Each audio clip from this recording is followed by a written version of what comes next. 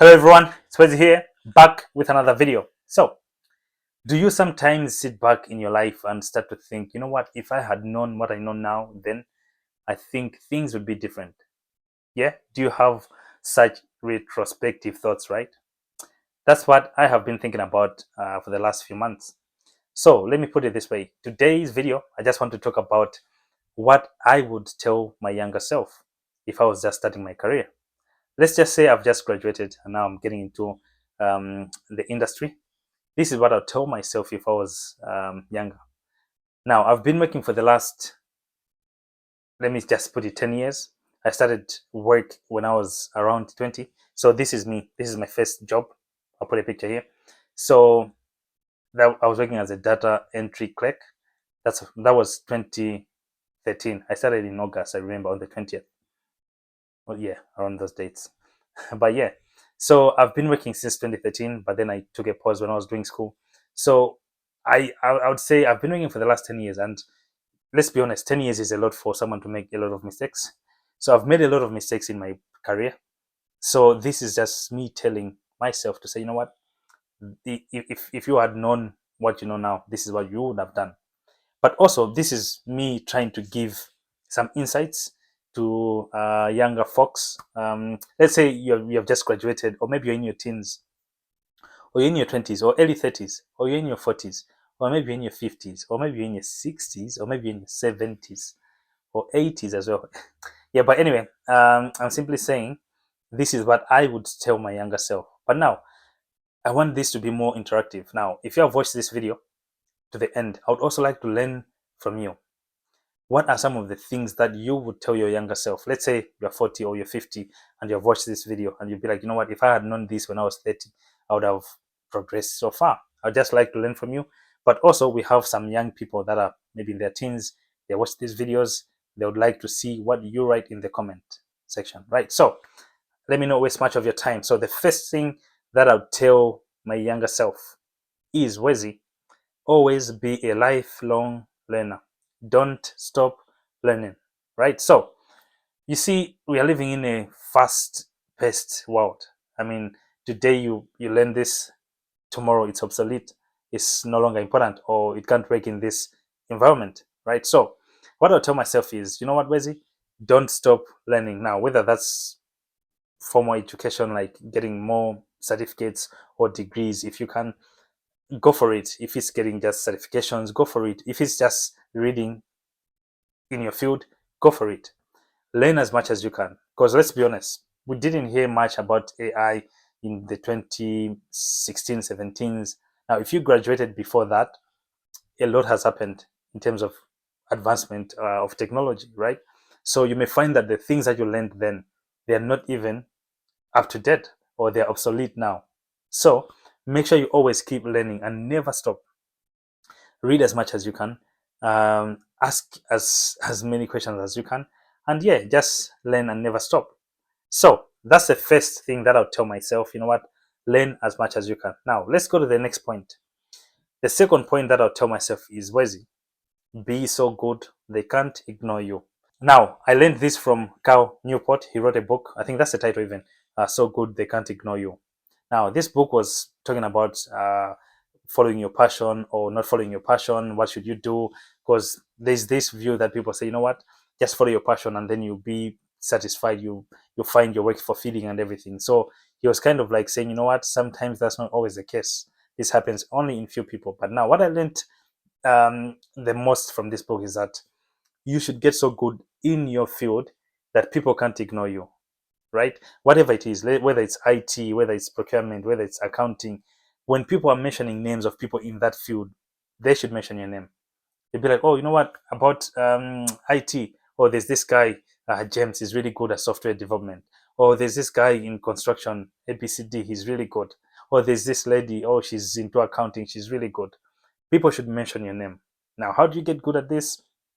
Read as much as you can, and learn as much as you can. So kind of like backing up the first point that I said. So you should be so good in your field. Now, another thing that I'll tell my younger self is, make sure you increase your visibility at your workplace. Now, what I mean by this is, people should know that you work there. People should have a trace to say, oh, we have someone who works here. Now, growing up, we're always told, you know what, you shouldn't be proud, you should always be humble. Now, what normally happens is you go to a workplace, you want to maintain the same demeanor, like, you know what, I have to be humble. Yes, be humble. But what I mean in this is sometimes in the quest of trying to be humble, you can't even show your work to people. You'll be like, people will think I'm being prideful or whatever. You find yourself not even showing your work. So if possible, make sure you are visible. People should see your work. People should see that, you know what, we have Wezi here who works here. He does ABCD. If you have to share your work, share your work. But make sure you are visible, because this helps you in terms of, let's say, there are recommendations for a promotion. Guess whose name comes first? Yourself, because they know, oh, we have this guy. Another thing that I'll tell my younger self is, Wezi, don't just focus on your passion. Now, I talked about this in point number 2, but then let me put it this way to say, sometimes you may just want to focus on your passion and say, you know what, this is what I have to do in this lifetime because I'll find it fulfilling.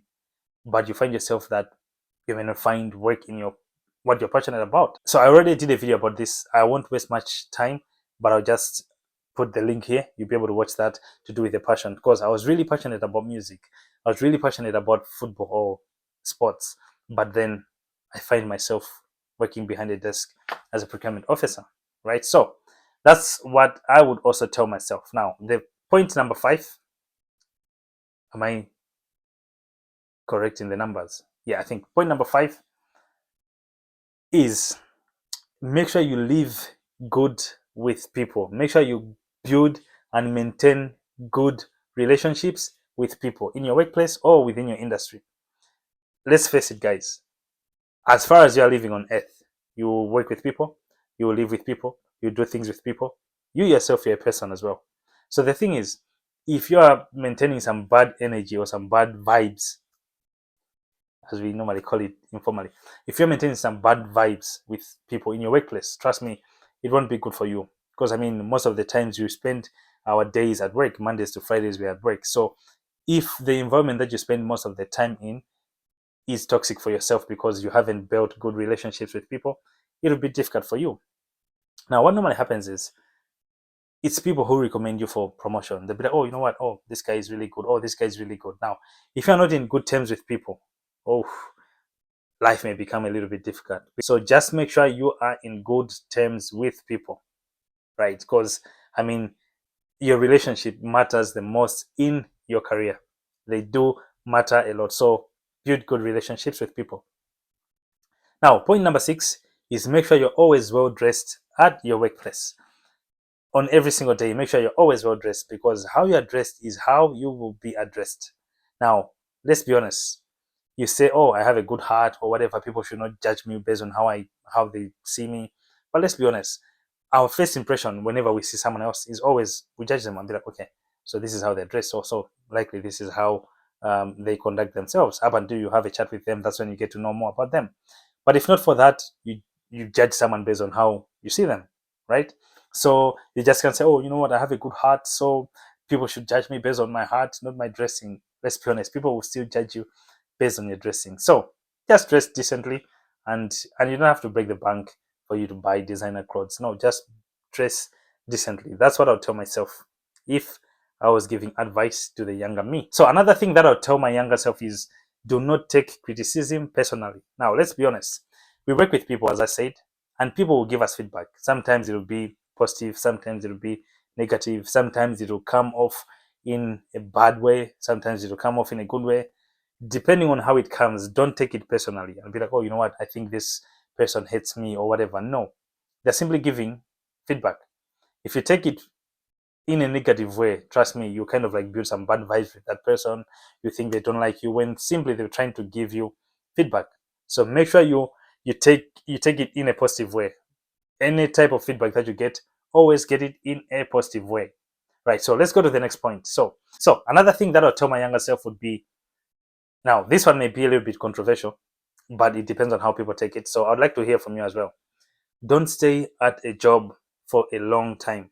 Now, what I mean by this is, sometimes you work for an organization for 10 years, 15 years, that it becomes your home. You'll be like, you know what, this is home. Now, cool. I mean, people are different, but I think what I'll tell myself is like, you know what, you can spend at least maybe 5 years at a place, and if possible, you can move. Now, what I mean by this is you should see if there is still room for growth in terms of your career, as well as even maybe the money that you'll be getting. If you don't see the room for growth after 5 years, maybe you may want to try other new ventures. Now, I'm saying this because what normally happens is when you stay at a place for a long time, this happens. You start to tell yourself, this is the only way work is done. Let's say I've worked for company XYZ for 10 years. I'll be like, you know what? If I'm working as a procurement officer, procurement is only done in this way.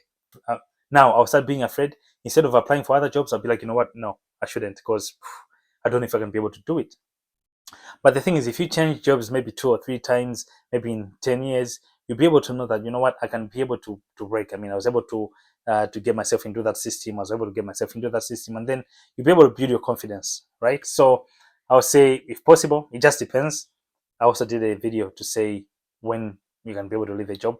You can go watch that one. So another thing that I'll tell myself is, don't aim for perfection. You know, in the quest of trying to be so good that they can't ignore you, you try to aim for perfection. Like, you know what, any job that I'm given, I just have to make sure I give 100%. But let's be honest, we're human beings and we are prone to error, right? So allow for the margin of error to happen in your life, not only in your research in school. But anyway, yeah, I just wanted to say, allow for the margin of error in your work. Because what happens is, if you're just focusing on, I just want to be perfect, trust me, you may find yourself missing some other deadlines or whatever, because you just want perfect work. So if possible, give yourself room, give yourself grace to say, you know what, I can give work that is maybe 90%. I mean, it's still work, instead of not giving any work. So the last point of what I would tell myself if I was younger is, have an independent thought in the workspace. Now, what I mean by this is, you know, what happens is when you're working in a team, you always tell yourself, you know what, I have to work with the flow of the team. Whatever the team wants, I should do it. But I'll say one thing: if possible, make sure you're confident and have an independent thought for yourself. If someone says something else and you have a different opinion, speak up and say, you know what, I respect what you have said, but I also have this view. What if we take it in this way? Now, what happens is that helps the organization or the department to know that, you know what, this person is able to think. And now, if they have, let's say, some leadership positions coming up, or they have some promotion, they may say, you know what, we want to consider this person because they're able to speak up and they're able to make decisions on their own, right? So make sure you're able to speak up. Now, another last point, which is in line with this one, I think it's just one, but I want to highlight it on its own, is be able to make decisions, right? Be able to make decisions. Don't be indecisive. Mainly because the thing is, what happens is, if you're being indecisive, this is what happens. You're like, you know what, you're afraid of the consequences of the decisions that you'll make. So what you do is you try to procrastinate, you try to delay. No, the thing is, you'd rather make a wrong decision and then learn from it, instead of just saying, you know what, I'm afraid of making a decision. Oh, I'm afraid of making a decision. Now, this is in line with the last point that I said. Leaders are people that make decisions, right? So if they're looking for a leader and they want someone who is able to make decisions, if you don't make decisions and you're always blaming someone, or you're always putting the responsibility for making decisions on someone else, trust me, they will not consider you. So be able to make decisions and be willing to be wrong, because I mean, how else can you learn if you don't make the wrong decision? So make sure, please, please, please, if you haven't gotten anything else in your workspace, make sure you make decisions. Now, I'm not saying if you just make flimsy decisions. I'm saying do your research, read and whatever, and then do a decision, instead of just be like, you know what, always he said I should just be making decisions. No, read and make the right decisions. But sometimes the right decisions would be wrong, but they will open up other solutions, right? Now, please be able to make decisions. So yeah, that's it, guys. That's what I would tell myself if I was 20. I think this advice would apply across whether you're 20, 30, 40, or 50. But I would also like to learn from you. As I said, what are some of the things that you would tell your younger self to do now that you've been working, let's say, for 5 years, or you've been working for 10 years? What would you tell yourself? Please put it down into the comment section. I would also like to learn from you guys. I'll see you guys in the next video. Peace.